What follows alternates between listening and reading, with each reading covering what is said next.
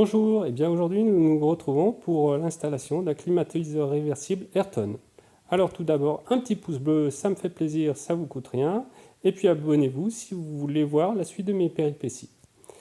Donc ce climatiseur, je l'ai commandé avec des raccords Ridiclim qui permet d'après Ayrton, depuis une réglementation de décembre 2020, d'installer sans faire appel à un installateur.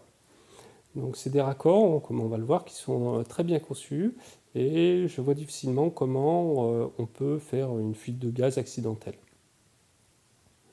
C'est toujours possible, de la même manière que quand on déménage un frigo, si on accroche quelque part les tuyaux, on peut toujours casser un tuyau et puis faire une fuite de gaz. Mais les raccords en eux-mêmes présentent, à mon avis, très peu de risques de fuite. Donc là, dans le carton de l'unité principale, on va retrouver les différents manuels. Alors je vous filme l'intégralité des manuels, c'est un peu fastidieux, si ça ne vous intéresse pas, vous pouvez aller un petit peu plus loin. C'est surtout parce que peut-être comme beaucoup, j'ai tendance à perdre les manuels. Donc en faisant des pauses aux bons endroits, si vous aussi vous les avez perdus, vous retrouvez toutes les informations intéressantes. Globalement, j'ai été très déçu par ces notices. Elles sont très imprécises pour ce qui est de l'installation. Et puis, pour ce qui est de la notice de la télécommande, elle est simple, sauf que, par exemple, pour activer la fonction Quiet, ça vous dit d'appuyer sur le bouton Quiet, mais ça ne vous dit pas ce que fait la fonction Quiet. Donc, activer des fonctions, c'est bien, savoir ce qu'elles font, ça serait mieux.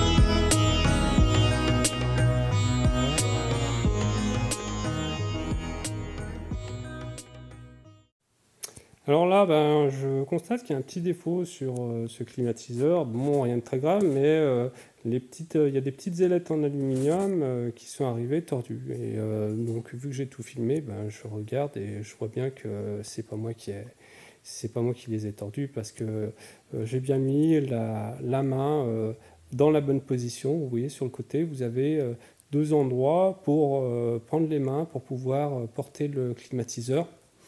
Et donc, faites très attention à ces ailettes qui sont fragiles. Hein. Donc, il faut, quand on l'enlève du carton, ne pas tordre ces ailettes.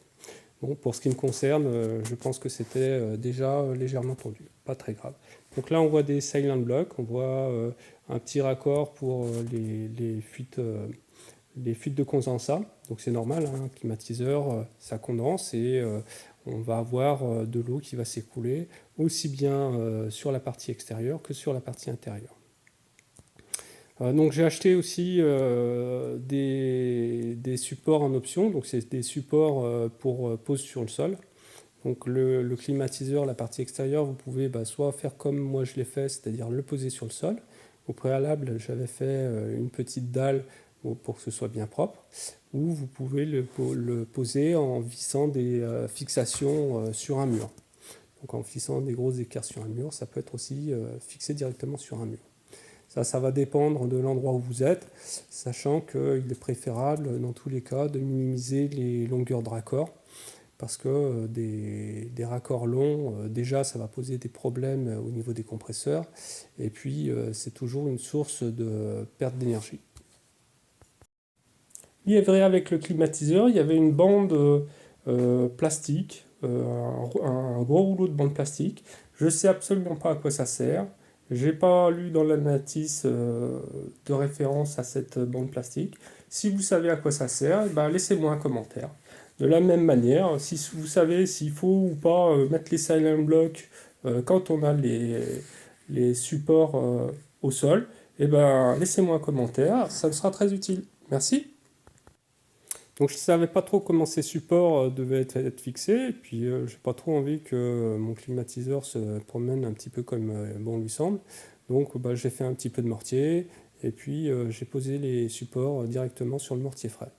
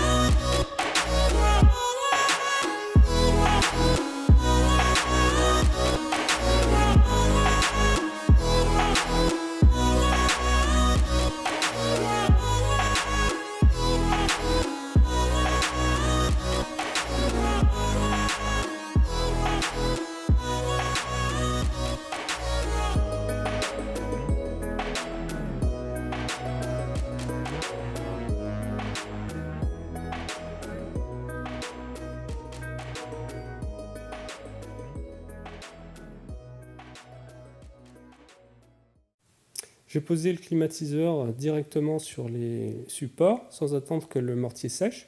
De cette manière, eh bien, je peux le positionner comme il faut, vérifier avec ma petite équerre avec un niveau à bulle que le climatiseur soit bien d'équerre et en bougeant un petit peu les supports, le mettre parfaitement d'équerre.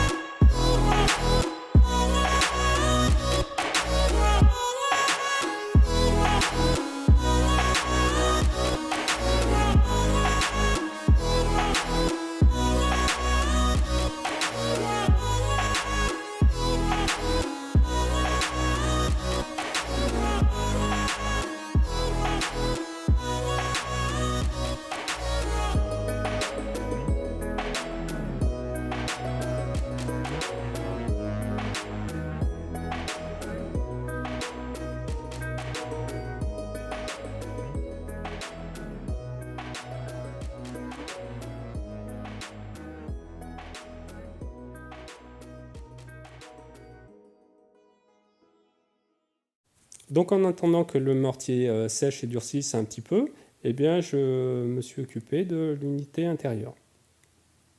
Donc là je la démonte, pas de souci, elle est correctement emballée, pas de défaut apparent.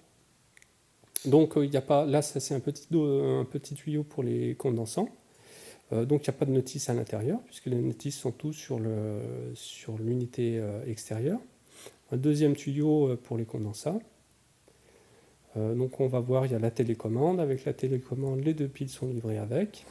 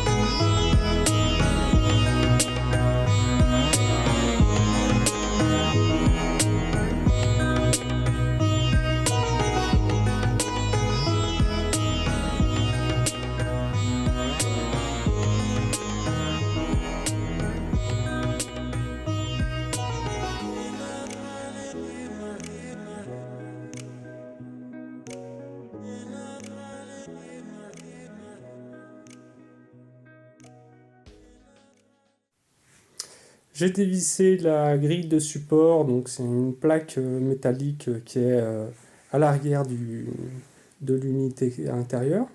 Et puis je la visse sur mon mur. Là donc vu que c'est un mur en bois, bah, j'ai aucune difficulté, pas besoin de cheville. Je visse directement, je crois que j'ai mis 5 vis, pas de souci. Donc le seul petit souci c'est que c'est pas noté dans la notice. Pour enlever cette grille du module intérieur, il a fallu que j'enlève une vis. Et une fois le module en place, je ne peux pas remettre cette vis, vu que c'est une vis à l'extérieur. Donc je suppose que c'est une vis qui sert uniquement pour le transport, mais c'est pas marqué. Donc si vous avez la réponse, merci de me laisser un message. Donc là, je vous ai montré la scie cloche que j'ai utilisée. J'ai utilisé une scie cloche de 5 cm de diamètre. Je pense qu'elle était quand même un petit peu petite. Si vous avez un mur, moi mes murs sont pas très épais, si vous avez des murs un peu épais, je vous conseille de mettre au moins 6 ou 7 cm de diamètre, ça passera mieux.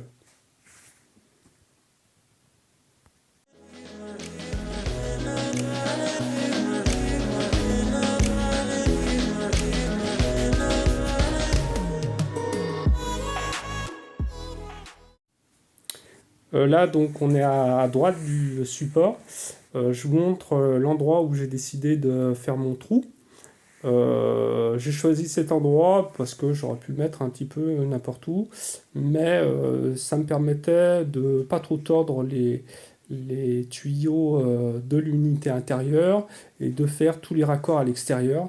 Donc c'était et le plus esthétique et le plus simple pour moi dans ce cas de figure. Donc dans ce cas de figure, bah, tout va se passer à l'extérieur et le chemin des tuyaux, je vais le faire à l'extérieur.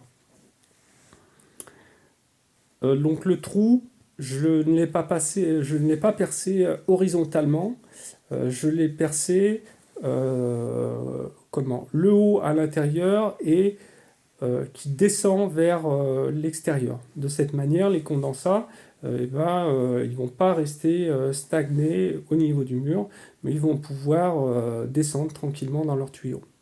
Je l'ai aussi percé en fait de la droite vers la gauche, parce que mes tuyaux, après, ils vont partir vers la gauche pour faire le tour de la fenêtre.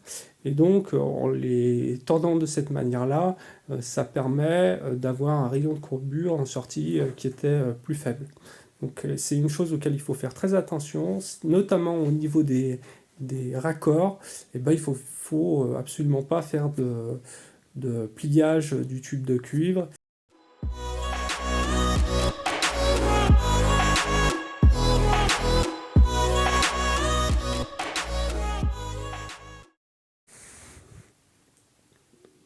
Donc là, je déroule le fil électrique qui est livré et qui permet de relier l'unité intérieure et l'unité extérieure. Je vérifie sa longueur pour ne pas avoir de surprise. Donc il fait 4 mètres. Dans mon cas, j'ai utilisé des raccords Ridiclim qui font 4 mètres. Donc la longueur sera suffisante.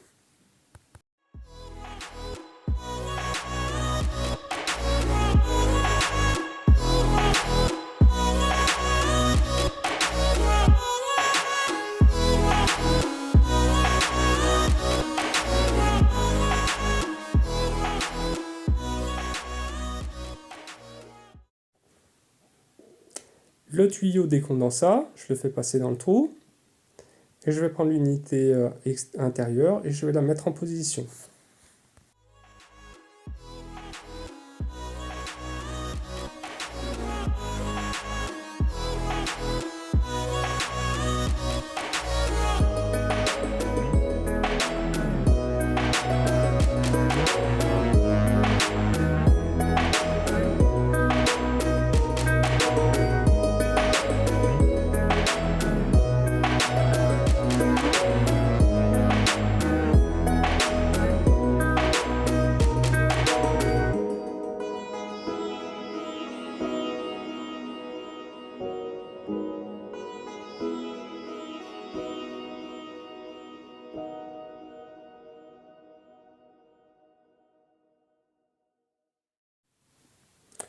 Donc elle se place sur la grille de fixation avec deux crochets par le haut et il y a deux petits clips sur le bas.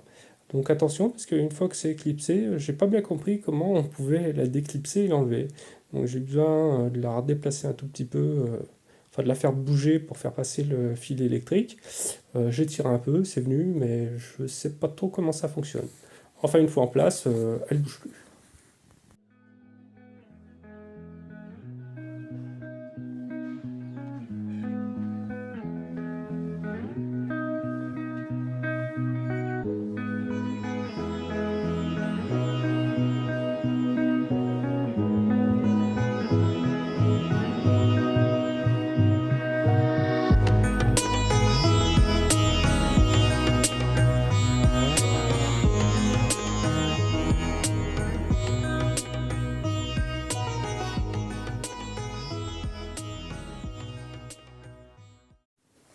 Donc ici, je fais le raccordement électrique. Je vous ai fait un gros plan pour voir la manière dont c'est fixé. Donc vous avez 4 fils. Donc il y a le jaune-vert, ça c'est le fil de terre. Il y a un fil bleu, c'est pour le neutre. Et il y a un fil noir et un fil marron. Alors à quoi ça sert? Je ne sais pas trop. Probablement qu'il y en a un qui doit indiquer quand on refroidit ou quand on réchauffe. Je ne sais pas exactement comment ça fonctionne. Et peu importe, d'ailleurs, j'ai pas besoin de savoir. De toute façon, de l'autre côté, dans l'unité extérieure, on fait le même branchement et ça fonctionne.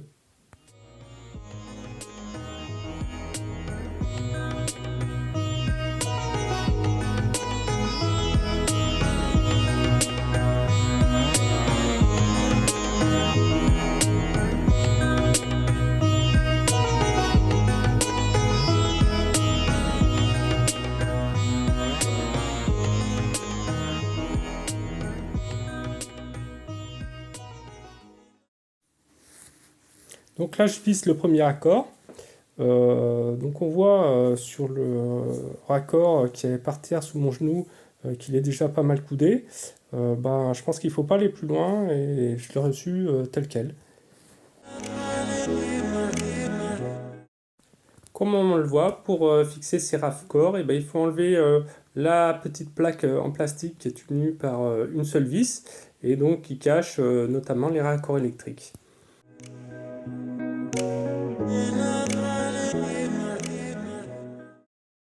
Tous les raccords sont protégés par des petits capuchons en plastique et les deux tuyaux ne sont pas du même diamètre et les raccords ne sont pas du même diamètre. Donc pour savoir qu'est-ce qu'il faut visser où, ce que je vous conseille, c'est vous dévissez les capuchons du tuyau, les capuchons de l'unité, et puis vous essayez de les visser l'un dans l'autre. Si ça se visse facilement avec beaucoup de jeu, c'est que c'est bon. Voilà, donc si vous avez déjà fait des raccords de plomberie, pas de souci, c'est un raccord très facile à faire. La seule précaution à prendre, c'est que le raccord doit être bien dans l'axe au moment de visser, de manière à ne pas commencer à fausser le pas de vis. Donc au départ, je vous conseille de commencer à visser à la main, ça doit se visser très facilement. Et ensuite, vous continuez à visser avec une petite clé, pas besoin de forcer, sur à peu près 1 cm. À la fin, on arrive en butée. Donc j'ai demandé à Ayrton avec quelle force il fallait serrer. Ils m'ont simplement répondu il n'y a pas besoin de clé dynamométrique. Donc je ne peux pas vous dire avec quelle force, mais je pense qu'il n'y a pas besoin de serrer fort et on sent très facilement quand on arrive en butée.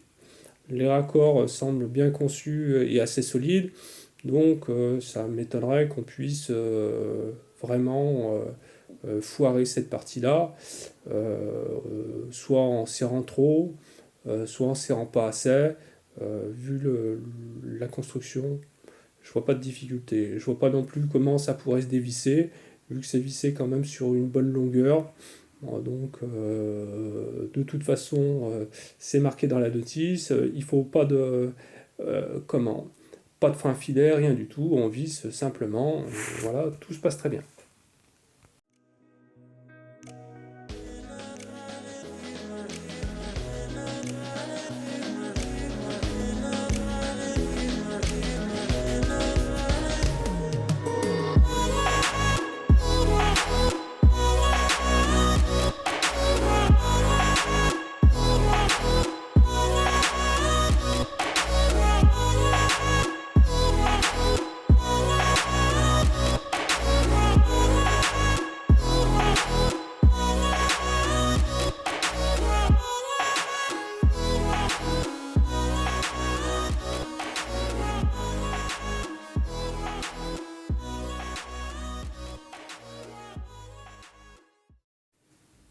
Là, je fais une première vérification pour voir s'il n'y a pas de fuite, parce que c'était la première fois que je faisais ce genre de raccord, donc je préfère prendre des précautions. Mais cette vérification-là, c'est pas exactement à ce moment-là, on va la refaire plus tard, une fois qu'on aura mis les deux raccords.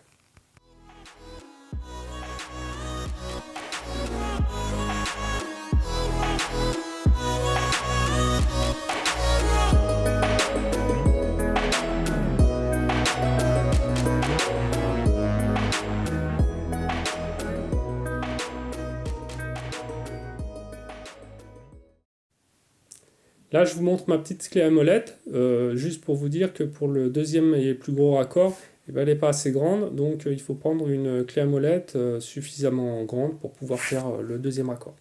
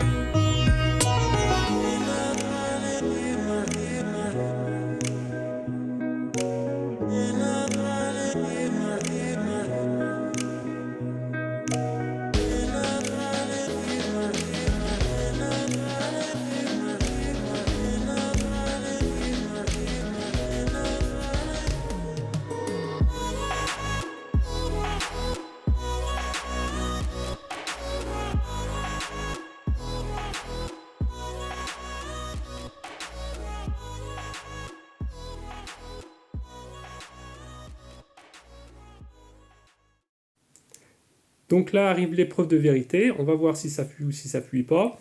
On prépare de l'eau avec du liquide vaisselle, on remue un petit peu, et on va ouvrir le gaz. Donc la première chose à faire, c'est il y a deux petits capuchons en laiton à dévisser sur le côté, et ensuite avec une clé scipan qui est fournie, on dévisse à l'intérieur une petite vis. Donc on dévisse complètement. Ce qui va libérer le gaz de l'unité extérieure. Ensuite, eh ben, on va répandre l'eau savonneuse sur les différents raccords. Donc là, on écoute pour voir s'il y a une fuite ou s'il n'y a pas de fuite. Ça a l'air d'y aller. Moi, personnellement, j'ai entendu au début des petits glouglous. Donc, je ne sais pas si c'est normal, mais c'était pas un bruit de fuite, c'était vraiment des glouglous. Peut-être que le gaz redescendait, ou je ne sais pas. En tout cas, après, donc, j'ai utilisé le liquide vaisselle. Voilà, aucune bulle. Donc on vérifie bien. Moi, j'avais commencé à dévisser un petit peu, à vérifier. Et puis ensuite, j'ai dévissé complètement les deux parties. Pas d'odeur, pas de fuite, pas de bulle. Donc c'est bon, c'est bien étanche.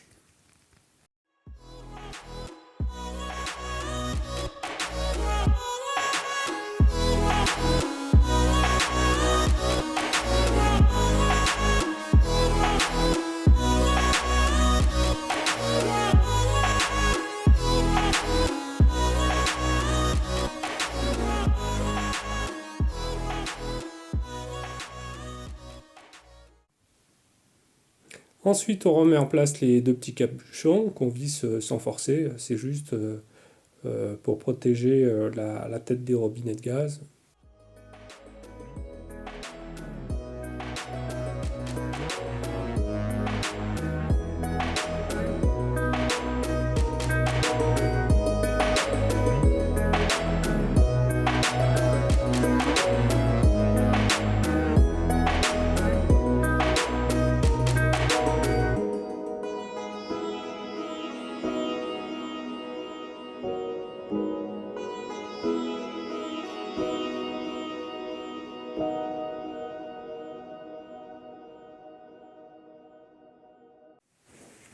Donc là, je m'occupe des raccords électriques. Donc côté alimentation et côté fil qui part vers l'unité intérieure, on a des espèces de petites barrettes qui permettent de faire des arrêts de câble. Et puis c'est assez simple, vers l'unité extérieure, on branche exactement comme pour l'unité intérieure, c'est vert jaune, bleu, noir, marron. Je vais vous faire un gros plan. Et puis pour l'arrivée, donc pour mon arrivée, elle vient de la petite boîte qu'on voit derrière l'unité. Donc neutre face, bleu, rouge, plus la terre, jaune, vert. Voilà, pas de difficulté. Donc ça c'est une ligne que j'ai tirée directement de mon tableau, hein, parce que ça c'est normalisé. La ligne d'un climatiseur doit venir directement du tableau et reliée à un disjoncteur 20 ampères avec bien évidemment un interrupteur différentiel 30 mA classique. Alors là, j'ai eu une grosse déconvenue. C'est que, vous voyez la vis de fixation du capot, et ben, elle est juste dans l'alignement câble, du câble qui va vers l'unité intérieure, c'est-à-dire juste dessous l'arrêt de câble de l'unité du câble qui part vers l'unité intérieure. Donc quand j'ai vissé dans le câble qui part vers l'unité intérieure. Ça, c'est quelque chose qui est franchement mal foutu. Forcément, quoi. Si c'est juste en dessous, on visse dans le câble. Donc j'ai recoupé mon câble, et puis je l'ai dénudé, revissé, et ce que j'ai fait, c'est que j'ai mis un petit lien pour le serrer vers le câble d'alimentation, de manière à ce qu'il ne soit pas juste sous la vis de fixation du câble. C'est vrai que j'aurais pu faire un petit peu plus attention, mais ce capot est assez difficile à remettre en place, il est grand, il couvre à moitié, il couvre en plus les raccords. Bon, voilà, petite boulette de ma part, mais aussi très mauvaise conception.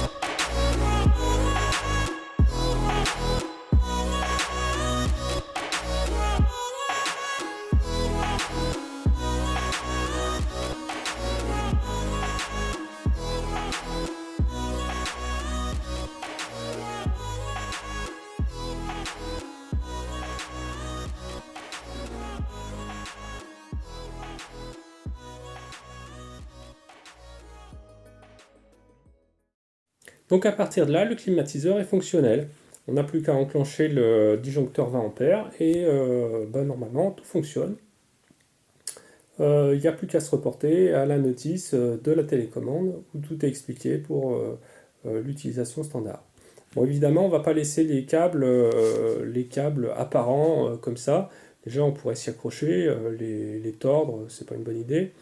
Donc là, si vous voyez, c'est des montants en bois que j'ai mis, c'est-à-dire je vais mettre une grosse boîte en bois pour les cacher, et puis je vais rajouter de la laine de verre. Donc les montants en bois, si vous voyez bien, en fait ils sont tous coupés parce que j'ai une maison en madrier et qui a une particularité, c'est que suivant l'humidité de l'air, les murs gonflent, et donc sur la hauteur du mur, ça peut bouger jusqu'à plusieurs centimètres. Donc si on met une planche en bois verticalement et qu'on la visse, des fois il se passe des trucs un peu bizarres où ça peut arracher les vis. Donc en la découpant de cette manière-là, ça permet de laisser la maison jouer et monter ou descendre un petit peu de 3 cm. Donc j'en ai profité, vu que je fais un caisson en bois, pour ajouter de la laine de verre qui traînait un petit peu dans mon grenier. Donc j'ai surisolé tous ces raccords.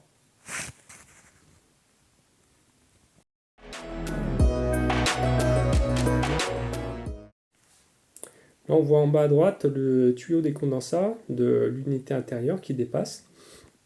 Donc là, le long de la maison, j'ai un tuyau de drainage. De toute façon, en termes de condensat, ça ne fait pas des quantités astronomiques, hein, donc on peut le laisser filer dans le jardin tranquillement. Moi, je vais le ranger un petit peu plus pour le faire passer vers ce tuyau de drainage. Voilà. Donc là, je continue ma petite boîte tranquillement.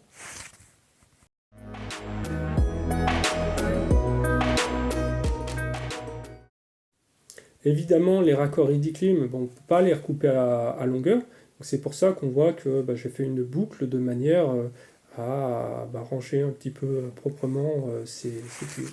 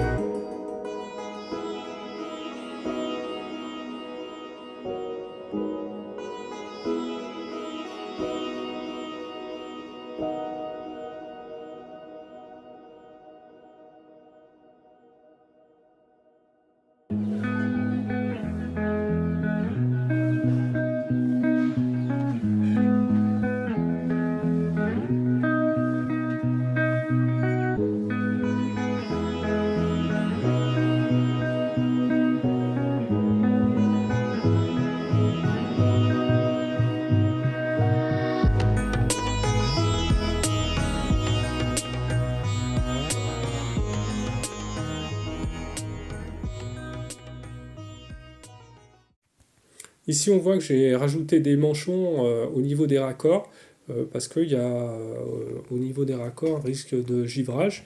Et puis, toujours de la même façon, c'est des raccords qui doivent être isolés au maximum. Donc, je les ai bien isolés de manière à ce qu'ils ne prennent pas froid.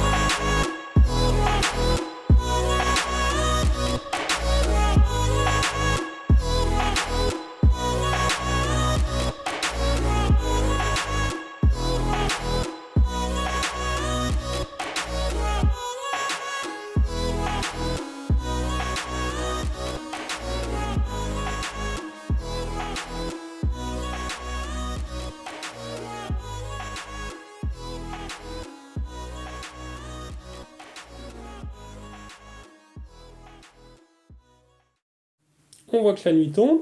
Et donc sur le site de Ayrton, ils disent prête à poser en 20 minutes.